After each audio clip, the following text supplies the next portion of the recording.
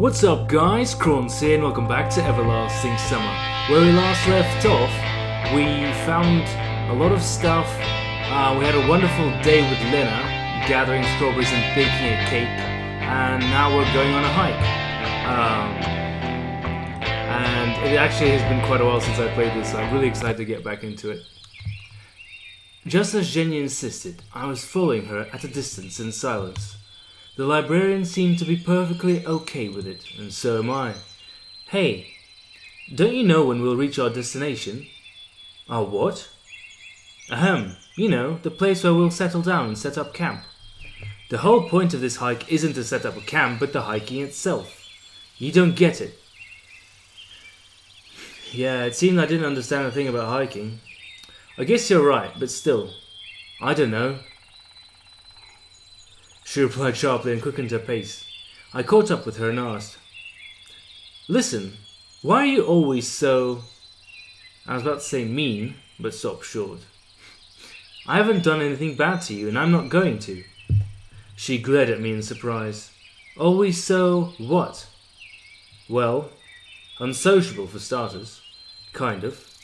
Or is it something about me? Oh, cut that stupidity out already. As you wish. Batshit crazy woman. I decided not to start a conversation with her for the rest of the hike. Good idea, man. At last, Olga Dmitrievna decided to end this Sisyphean toil. Sisypha. It's time to halt.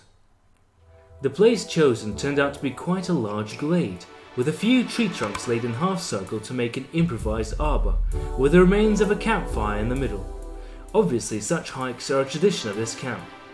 I was sent to gather firewood together with the other boys. It didn't take long because there were a lot of branches and logs of various sizes lying around. Eventually, Olga Dmitrievna lit the fire using some old newspapers. I was eager to know what was written there, but couldn't discern anything other than Soviet symbols. Pioneers took their places on the fallen log benches and started to talk about things. It seems that the final goal of this event had been achieved. The only things missing were a pot of fish soup, aluminum cups of vodka, and a guitar, but I thought you didn't like fish. But I would not be surprised if all of these would disappear somehow. What are you thinking about? Slavia sat next to me. Nothing special. Just enjoying the hike, really. I answered sarcastically. You don't look too happy. Well, I'm not about to jump for joy. Sorry about that. Wow. Okay, I won't disturb you. She sat with me for a while, but after realizing that I wasn't in the mood for talking, she left me to enjoy my introspection all alone. Why am I being such an asshole? And all I wished for was to lie down in bed and fall asleep as soon as possible, but I was being surrounded by smoke and the useless chatter pioneers around me instead. They were cheering and laughing and in general enjoying this warm summer evening. In the far side of the glade, I noticed that Lena was arguing with Elisa intensely, and Lena seemed like complete opposites to me. I hope it has nothing to do with me. Slavia had left to go somewhere after our conversation, it seems. Elektronik and Shurik were trying furiously to prove something to Olga Dmitrievna. Looks like I'm the only one who doesn't belong here. Yeah. But on the other hand, why should I care? All I was doing was just watching the fire. There is a saying that claims that one could watch it forever, as well as running water. But there was also some third thing there, and what was that? One could watch three things forever: burning fire, running water, and how other people work. That's true. The camp leader pulled me out of my daydreaming. Simon, don't you think that it's too early to relax? But what else would I need to do? And, excuse me, but I've been making a cake all day? I honestly couldn't get what Olga Dmitrievna wanted from me. I don't know. She stopped for a moment. But if there is something to be done, then do it without hesitation. She smiled ambiguously and went back to the fire to throw a few branches on. After those words, I was completely sure that she treats me like a personal slave. Or at least I'm a free labor force, which is strictly speaking, the same thing. I sighed and put my head down on my hands, hoping my torments would be over for today. Someone patted me on the shoulder. I looked up and saw Shuriken Electronic, who sat next to me. "Ah, sup guys? What do you want?" I asked tiredly. "You what? Don't be sad. Is there anything better to do? Look, we've been discussing the possibilities for the advancement of the Cybernetics Club with Olga Dmitrievna, and there is a problem. We need more guys. If you could," he hesitated. "Advancement and those guys are incompatible with each other." I said nothing and started to look over the pioneers around me instead. Well, I don't really have time. Can't you see that I'm always busy with the camp leader's errands? Yeah, I guess you're right. It's kind of embarrassing how it went all down today with Uliana. I looked at him with surprise. It seems that Shurik blames himself for that cake accident. Yeah, it is. All the pioneers seem to be here, but I couldn't spot Slavia anywhere. I think she's angry with me. Who? I asked absently. Uliana. Huh. Maybe I should apologize. No, I'm pretty sure it's not your fault, man. We sat silently for a while and then I stood up and said, "My legs are numb. I better take a walk." They made no reply. I made a few circles around our improvised camp, noticing the close looks of the camp leader following me. Looks like Olga Dmitrievna couldn't wait to come up with some kind of new task for me. I haven't found Slavia anywhere. Maybe I should go and try to find her. On the other hand, I felt sorry for Uliana every time I recalled her upset face. Maybe this hike isn't the most entertaining thing ever, but sitting there all alone isn't any better either. But at the same time, I didn't want to go anywhere. Ooh, what? That is a lot of stuff.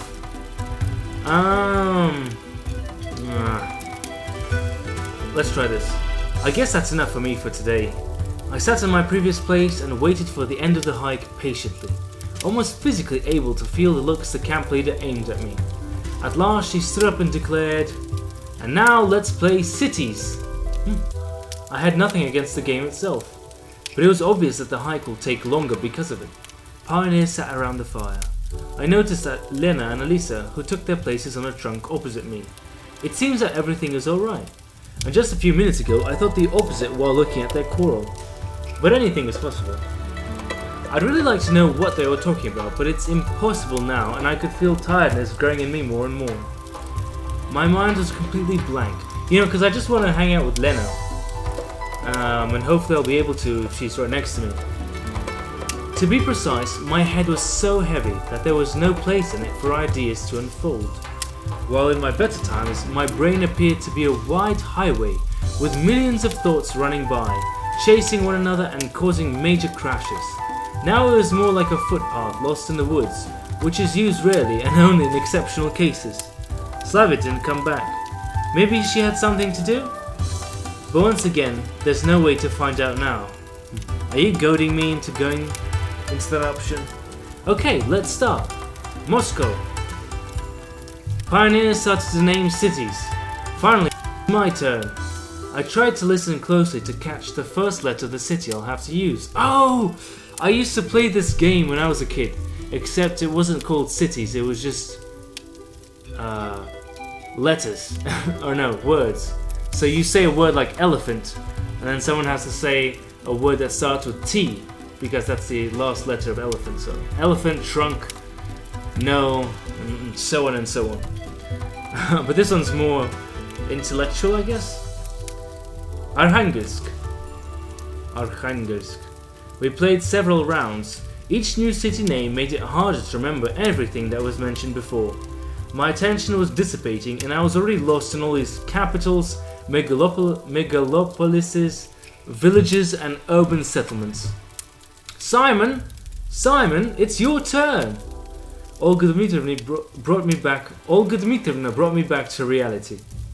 Oh, excuse me, and what was the last one? You're daydreaming again. It was Sevastopol. Okay. London. Already used. Well then. It got me thinking. Can I think of it?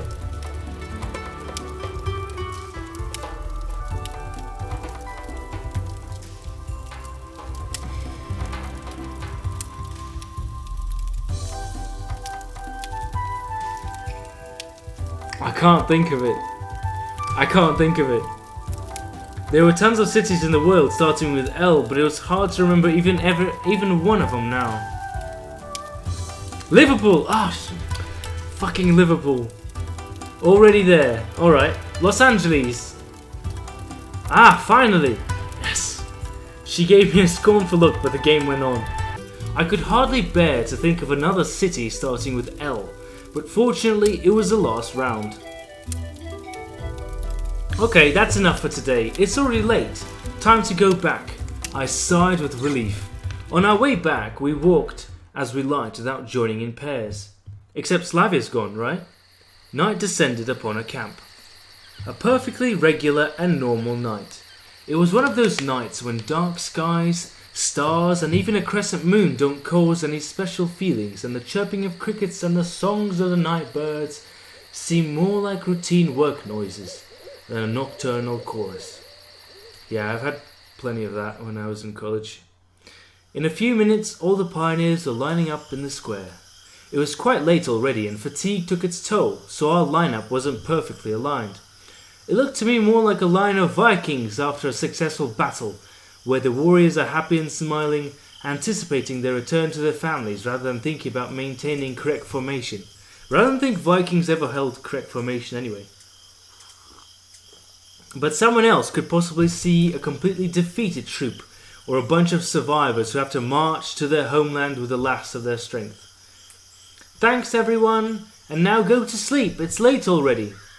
Pioneers quickly each ran their own ways, and I was left together with the camp leader. And we should go too. Yeah, right, we live together. We went in complete silence to Olga Dmitrievna's cabin. Okay, let's sleep.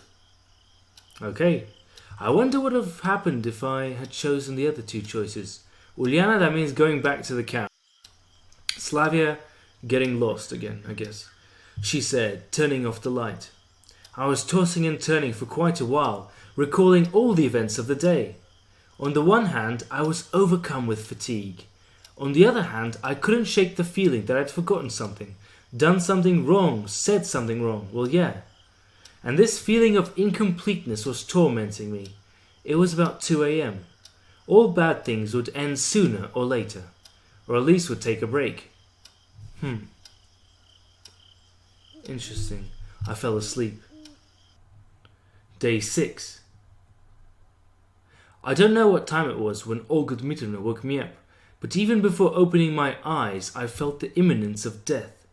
My whole body ached. I felt dizzy. My mind was clouded and something.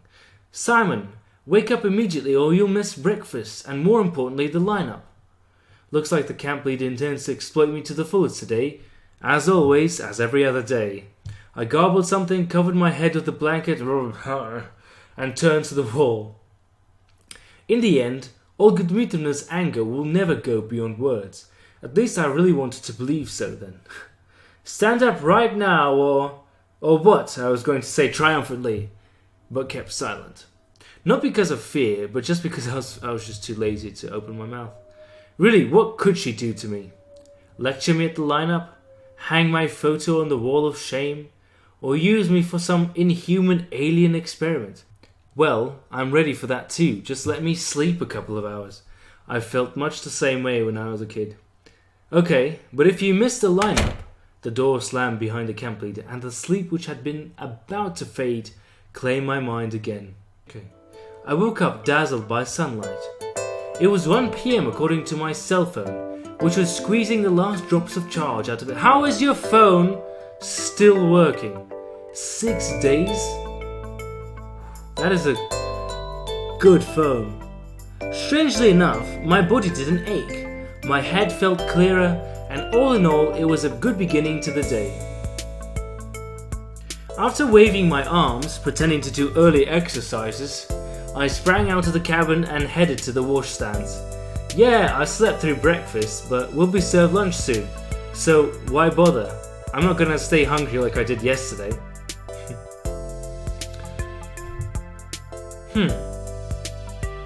Along the way, I met a pioneer whose face somehow looked strangely familiar.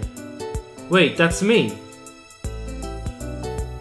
But I was going so fast I couldn't really see him, and when I turned around he was already gone around the corner.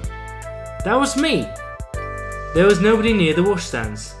Everyone was probably busy with Olga-the-Mutinous task and God knows what else. I quickly brushed my teeth, washed my face, and was already going to leave when I suddenly heard the sound of water flowing from the opposite tap. A pioneer leaned over the washstand over there. I couldn't see his face, but judging by his figure, he looked like the one I saw a couple of minutes ago. How are you doing? The sun's so bright today. I looked up to the sky, shielding my hands with my eyes. Yeah, nothing special, man. It wasn't easy to get a better look at the pioneer. Given the way he stood, the bright sunlight that reflected from the water and shiny metal surfaces of the washstands heavily obscured his face, and I wasn't able to distinguish any single feature. It wasn't easy to get a better look at the pioneer. Given the way he stood, the bright sunlight that reflected from the water and shiny metal surfaces of the washstands heavily obscured his face, and I wasn't able to distinguish any single feature. The camp leader's angry today. So angry. His voice sounded painfully familiar too. Well, she's always like that. Well, you'd know better, yeah. I tried to remember if I've ever heard his voice or seen this pioneer before. Well, see ya. See ya.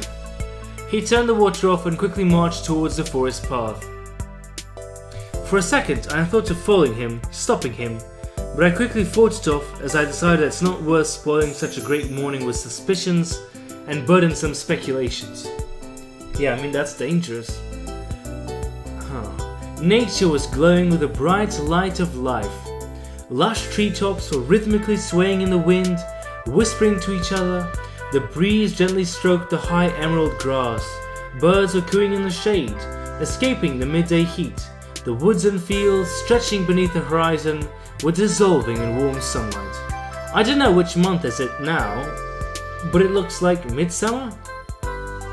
I distinctly remember the summer vacations of my childhood and youth, times of fun leisure and carefree joy. Childhood games, how many there were.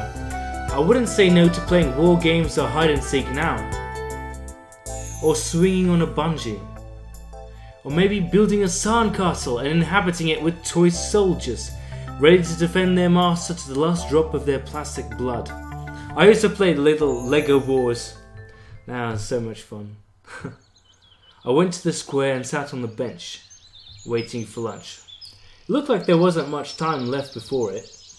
From time to time, pioneers passed by me, sometimes alone, sometimes in pairs or groups of 3. But always someone I didn't know. Alisa, Uliana, Lena and Slavia were nowhere to be seen. Thoughts about the meaninglessness of existence were circling my brain, but this didn't worry me on such a beautiful day. Just think about it. Who could think of grieving for his life lived in vain or lost early while basking in the rays of such a friendly sun? Certainly not me. I looked upon Genda. He was meditating, as always. Now he definitely never gets any unnecessary doubts. I remembered my first hours in this camp and the day before, the anguish, the anxiety, and the fear. That all seems so far away now, although so little time has passed. Will I get out of here or not? It didn't concern me as much as before.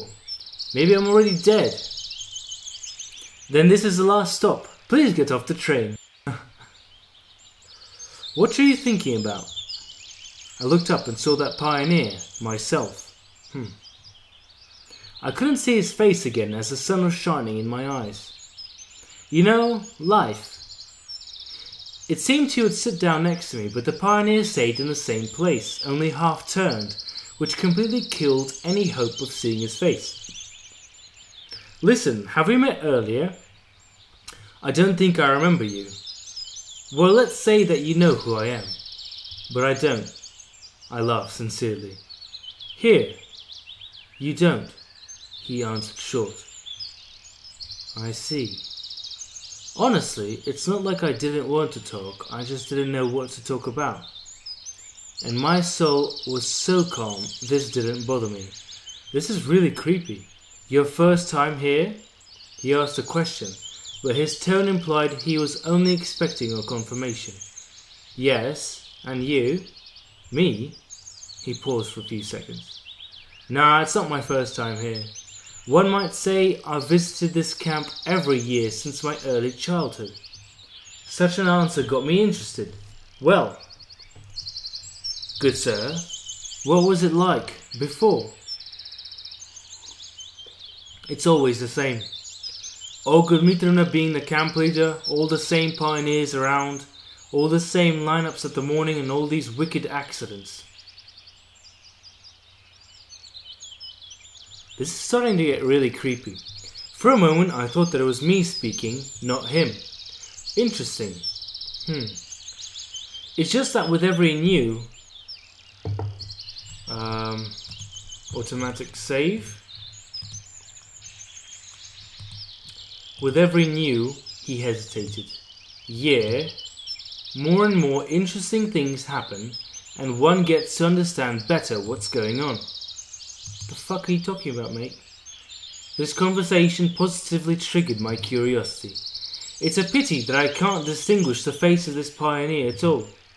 Well, every session in the pioneer camp reminds of the previous one, he said calmly. Probably, this is my first. It shows, the pioneer grinned. But it looks like it won't be the last. Well, it's fun here and all, but you know how they say there's no place like home? Home, but you still have to get back there. Now, I was absolutely sure that this guy was hiding something from me. To be precise, he stood out too much from the camp's usual ordinariness and was too different from the local inhabitants. What do you mean? You think I'm stuck here forever or something? I said, enunciating every word. That's how you enunciate. Oh. The pioneer had no time to answer as the lunch bell sounded. I turned my head towards the loudspeaker, and by the time I looked back, the guy was already gone. Thousands of theories and speculations instantly appeared in my mind, but I stopped myself, remembering all the apparent normality of this camp. After all, nothing supernatural has happened in these past 5 days. Moreover, everything here seemed too natural, sometimes even boring. Maybe this pioneer didn't mean anything by that and I just misunderstood him. Thinking that, I went to the canteen intending to feast. Sometimes it seemed to me, hey, there's a new poster. No, okay, alright. There are definitely new posters.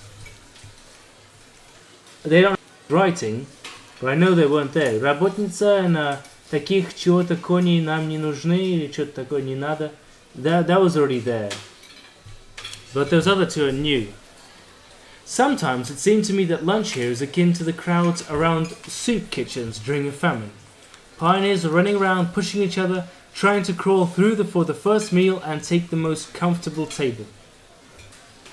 I was calmly standing and patiently waiting for the cook to give me my assigned food rations. Okroshka is a traditional Russian cold soup. For lunch today, we had okroshka, which I really didn't like, and cutlets, again with potatoes. I sat in a corner and mentally rejoiced that I'll be able to eat in peace. My table was the furthest from the kitchen. I could reasonably hope that the pioneers who were looking for a free place wouldn't reach it, or would reach it last. However, when I moved on to the main course, Slavia, Shurik and Electronic appeared from the crowd. Hey guys! Can we? Of course! I had nothing against their company. Of course, I missed you guys. Where have you guys been? Lunch was going surprisingly calmly. Even Electronic wasn't jabbering as he usually does. I finally finished the meal, sprawled in my chair, and satisfied, clicked my tongue. Listen, do you know this pioneer? I saw him today. You know, he's so mysterious. I suddenly realized that I don't really know how to describe him. Well, about my height, same constitution, hard to say from such a description.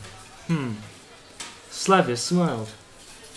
Well, we have half a camp of such guys if it comes down to that. All in all, they were right. Why are you asking?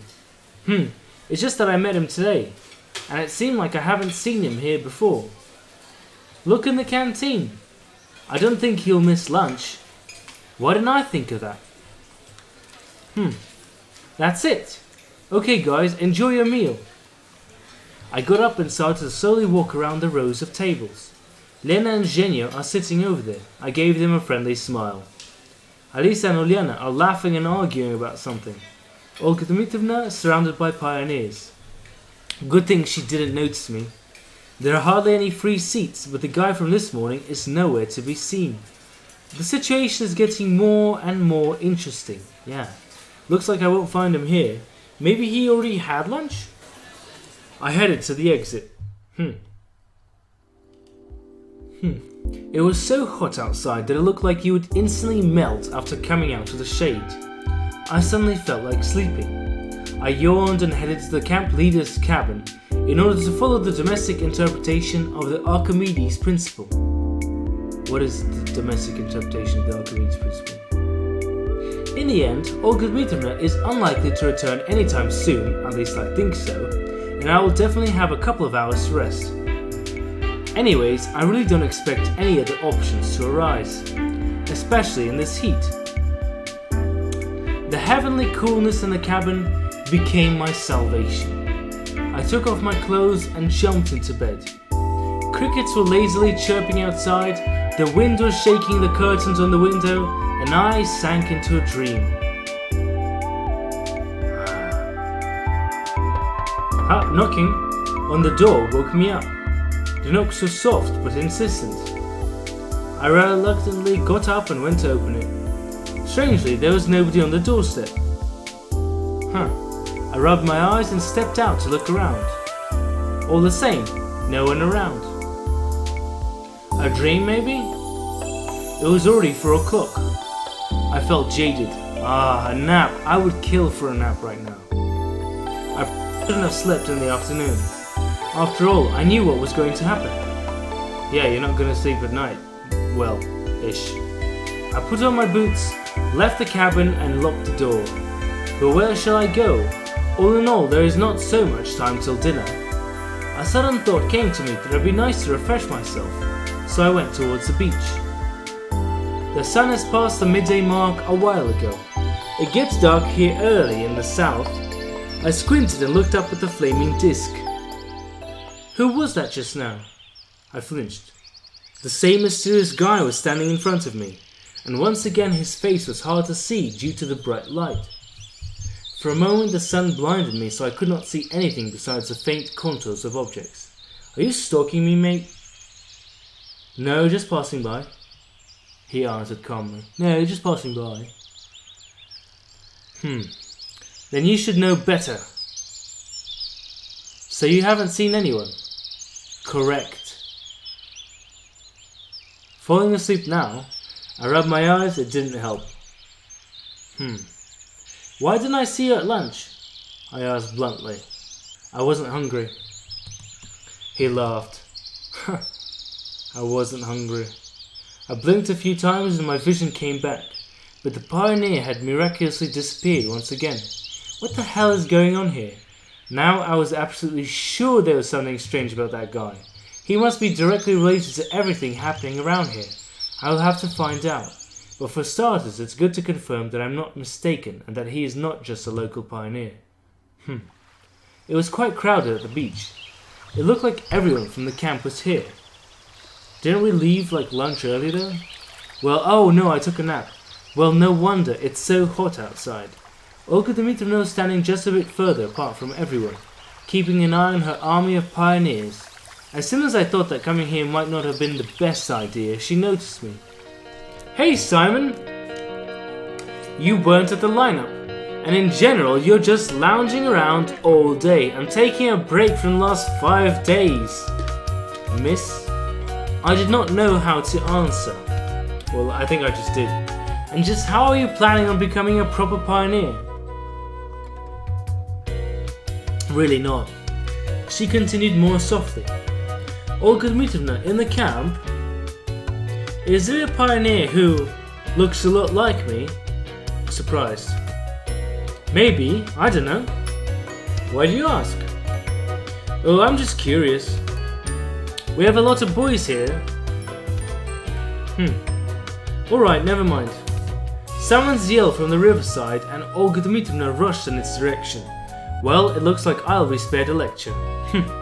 I lowered myself onto the sand and stared at the pioneers playing in the water. After a few minutes of sitting here, Uliana approached me. "Hey, Uliana, why so sad?" "I'm not sad." "Well, why are you sitting here all alone?" "Just thinking." "About what?" I decided to spare her my story about the mysterious pioneer. "Well, imagine that you're chatting with a weird person, and you have to figure out what exactly is so weird about them." "Simple, I would just ask them." "Huh. Too simple." "But he won't answer." "How do you know? Have you tried asking?" "No, but it's obvious." Uliana did not answer, just sat down next to me and let out a tired sigh. I'm all swimmed out.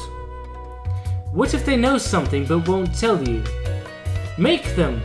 But how? For a bit longer we sat together talking about random things, and then I got up, said goodbye and went away. It's time to find the mysterious stranger and get all the answers. The first place to visit was the bus stop. Well, okay. After all, this is where it had all began. The road is empty as always. Only small dust tornadoes are occasionally visible on it. Sauvignoc. I was ready to turn around and go back to camp, but then I heard someone whisper, "Don't trust him." Someone was hiding behind the monument. Okay, that is me. That is me.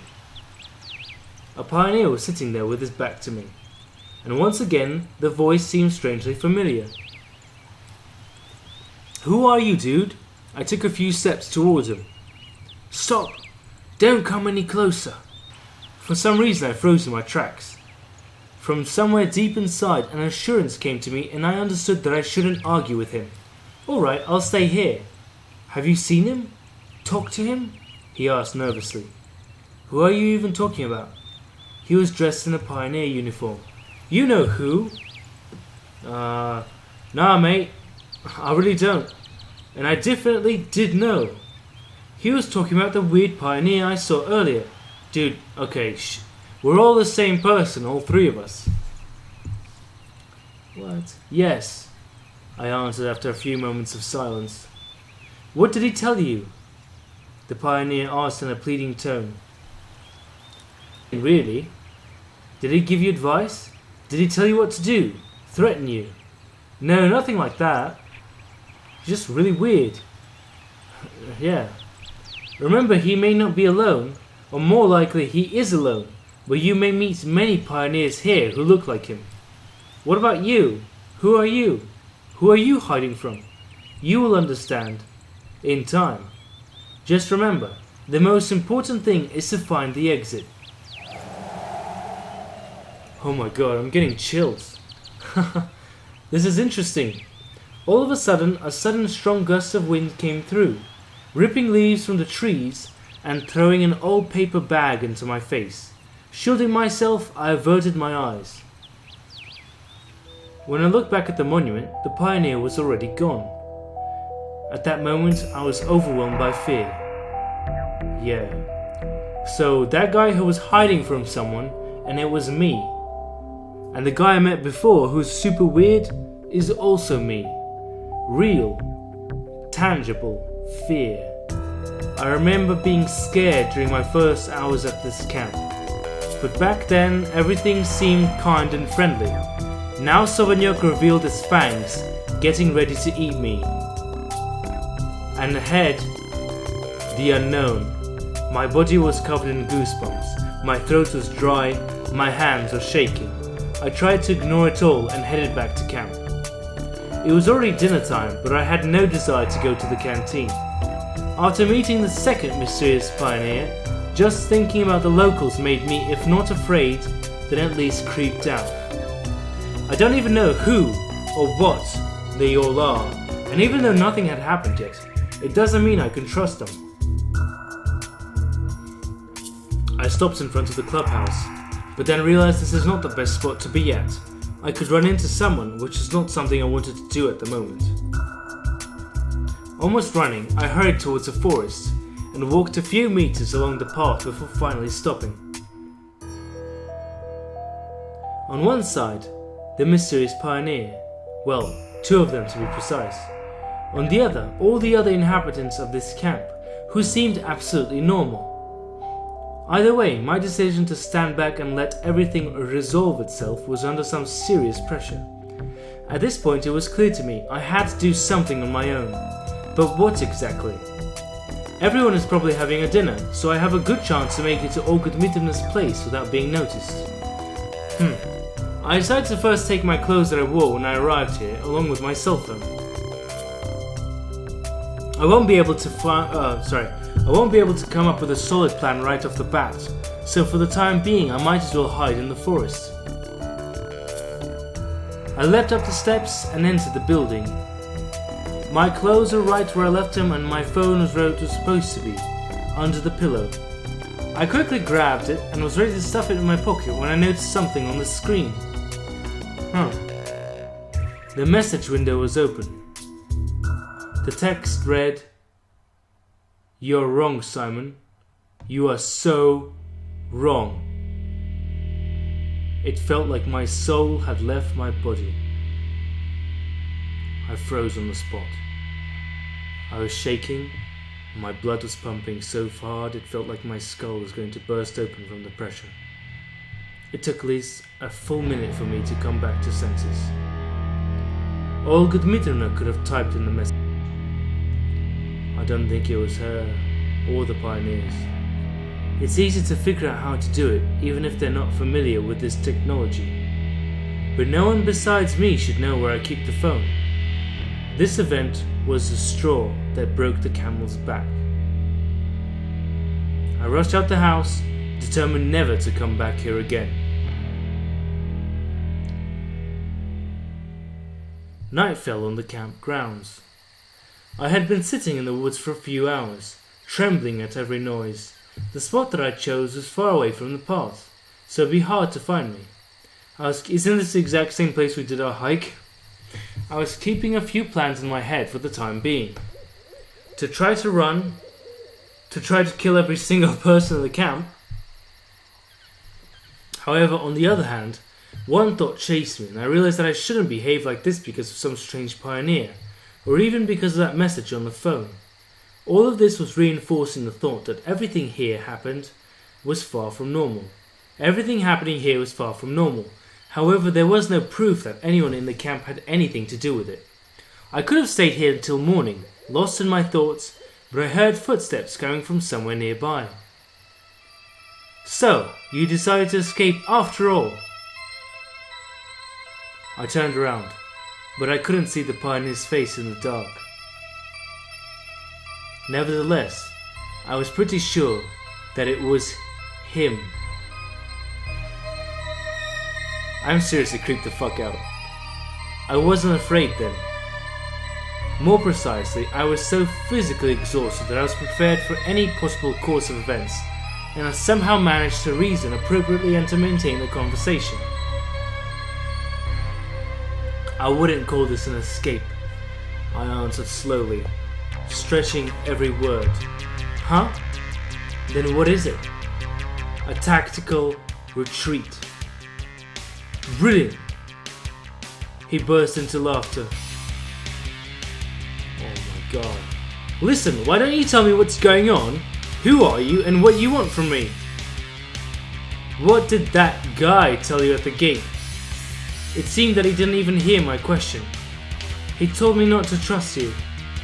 I lied. But on the other hand, I thought that it was what he meant. Well, that's always the way for him. Running away, hiding. I could hear irritation in his voice.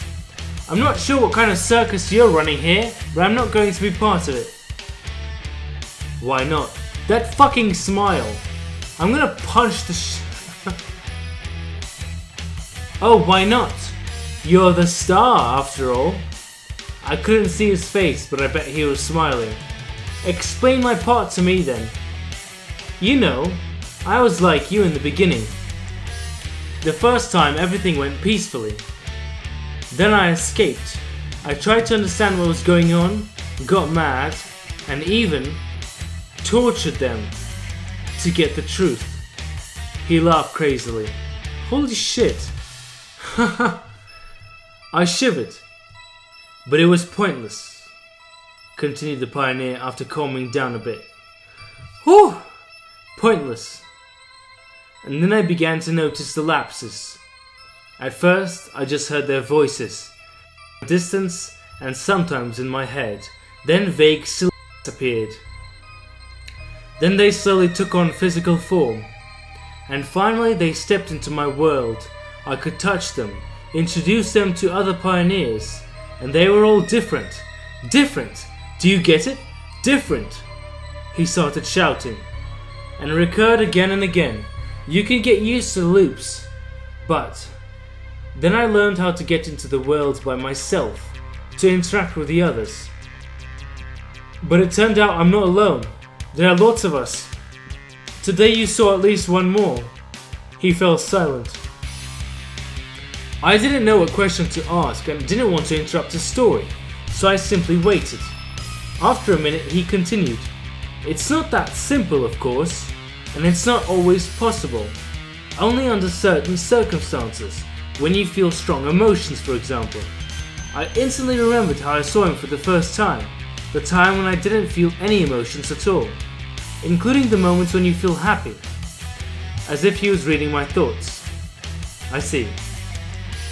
So you're trying to say that there are several parallel worlds, including the same camp, with its inhabitants, where I am replaced by you or the guy I met at the bus stop. Yeah, something like that. His answer didn't surprise me at all. In the end, it's clear that whatever happens here is beyond the limits of human understanding, and this theory didn't even seem all that unusual. But you've said that everything recurs. Yes, it recurs. And what will happen afterwards? You'll start from the very beginning. You'll wake in the bus, come to the camp, meet Olga Dmitrievna, the girls, electronic. But if it happened to you, then why should it happen to me as well? It happens to everyone. It happens to everyone. Jesus. Once again, he laughed hysterically. And how many loops have you experienced so far? I stopped counting them. At first I tried to remember them though. Maybe a few hundred. No wonder. It was very clear to me that this guy was suffering from a progressing mental dysfunction. But you searched for a way out, didn't you? He didn't answer. That's what the guy at the bus stop was talking about. Because he understands nothing, damn it, he shouted. Because he's just like you, constantly running away, hiding. What would you suggest then? If I had any suggestions, I wouldn't be standing here talking to you. Alright, but you were trying, weren't you? Are you trying to understand what I know, since I've been around here for a long time? He asked cheerfully. Well, yeah. Yes, I did try to run away from here. There. He waved towards the forest. Okay. Is nothing there. There's nothing there. Nothing but trees. When I had been walking there for several days and finally passed out, I found myself in the bus again. Same for walking along the road. It's endless. Talking to somebody about that is pointless. You probably already understood that by yourself. I did. I interjected. Even if you tried to explain your situation directly, at best you'd just be considered an idiot. What if you try not to leave the bus? It's pointless. Sooner or later, you'll be found. I even tried to spend the entire time there. In the end, I fell asleep and everything started from the beginning. And what if you started by yourself and leave? No keys. And I don't have any carjacking skills. A cursed cycle. Exactly. A long silence fell. Holy fuck.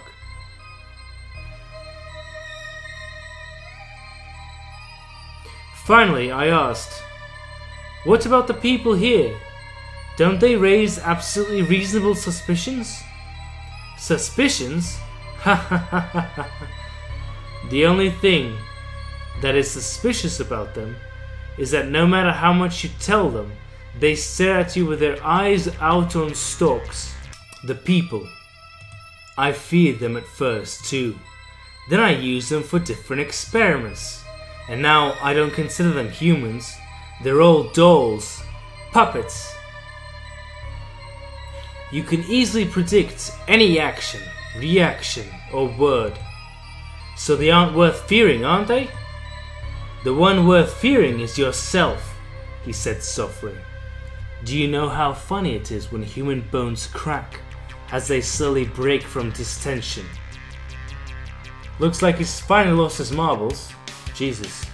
Listen, I understand everything, but the other one thinks that's a bit much too. But it doesn't matter. Nobody but you is real here. The pioneer suddenly fell silent. Well, no, I don't agree with you. You're probably thinking, why I didn't check this all by myself, aren't you? Why didn't I try to reach the nearest village or town? Yes, I did have such thoughts. Why wasn't I suspicious? Why was I doing different stuff instead of searching for answers? Well, yeah, forget about it. That's normal. We all behave like this for the first time here. But how many others have you seen so far? Not that many. The pioneer was lost in thought. About 10 people maybe. But I'm sure there are many more of us here. And is everyone like this? In fact, yes. Only the details are different. But the main thing is invariable. There's no way out of here. And by the way, you're just like the majority of them. The only thing that differs is that you've heard everything from me instead of experiencing it for yourself. I don't know if I should thank him for that.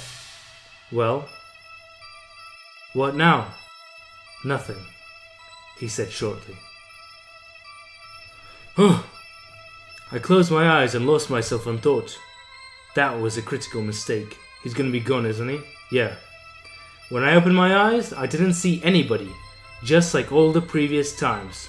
So it's clear what's going on now. But in fact, how could everything he said guide me to an answer?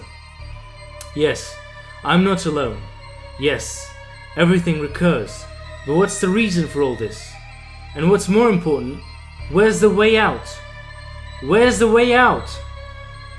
The only useful thing that I extracted from the conversation was that the local inhabitants were not worth fearing. And that was quite significant to me for now, since it was much better to sleep in a warm cabin instead of the forest. I sighed, took my things and headed towards the camp. As I was walking, the conversation with my fellow sufferer popped up in my head every now and then. Why did I not ask him about the message on my phone and some other stuff? Why did I not ask him about that? Yeah, it's kind of weird. But he's the one who probably wrote it all. Yeah. Maybe if I had found some details out, I could have drawn some conclusions. However, it didn't seem like our meeting would be the last one. Yeah, probably not. The lights were on in Olga Dmitrievna's cabin. I opened the door gently and went in. Speak of the devil, here you are, the camp leader said angrily. Olga Dmitrievna, I'm so tired now, so let's put off the lecture. Tired from what, I wonder? It's been an entire day. From everything, I snapped rudely. The camp leader looked at me with surprise. I fell into bed without undressing. Simon, a role model pioneer shouldn't behave like that. God. Yeah, well, I'm not really a role model pioneer, am I? And why should he behave then? How should he behave? Well, not like that. The camp leader stumbled for a moment, as if struggling to pick the right words. He should respect his seniors. I respect you immensely for sure. Simon! The sarcasm in my voice didn't go unnoticed. And now I'd like to sleep. Wait, by the way, how far is the nearest town? When does the bus arrive? How can I even get out of here? I asked in a surprisingly calm voice. There was no answer, and there shouldn't have been any. I said all of this just in order to get rid of her. Why are you so silent? I'm tired. Let's talk about that tomorrow. And no. Whew. Okay. And with that, guys, I'll leave the episode there. Things are getting super interesting. I'm loving it. A lot of those moments seriously freaked me out. The next episode will be along pretty shortly. Probably record it tomorrow, edit it up, and post it up. But until then, I hope you guys are having a fantastic time. Cheers.